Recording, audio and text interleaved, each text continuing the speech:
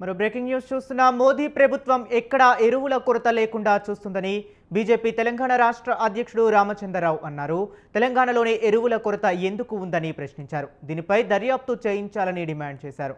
జోగులాంబ గద్వాల్ జిల్లాలో నిర్వహించిన ముఖ్య కార్యకర్తల సమావేశానికి రామచంద్రరావు హాజరయ్యారు. కేంద్రాన్ని అప్రతిష్ట పాలు చేసేందుకే కృత్రిమ కొరత సృష్టిస్తున్నారని ఆయన ఆరోపించారు.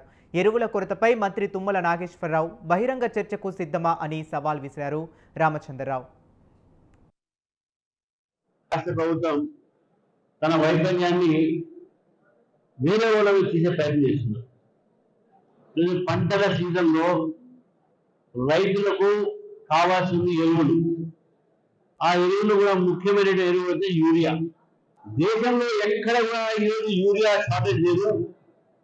కేవలం తెలంగాణలోనే ఈ కాంగ్రెస్ ప్రభుత్వంలో ఉన్న మంత్రులు భారతీయ జనతా పార్టీ ప్రభుత్వం అప్రతిష్ట పాలు చేయడానికి అబద్ధాల ప్రచారం చేస్తా ఉన్నాను.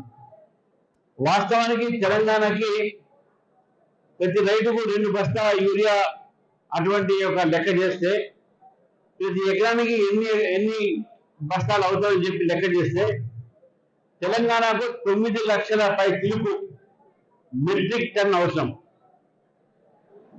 భారత ప్రభుత్వం మనకిచ్చింది, ఈ తెలంగాణకి ఇచ్చింది 12 లక్షల పై చిలుకు మెట్రిక్ టన్.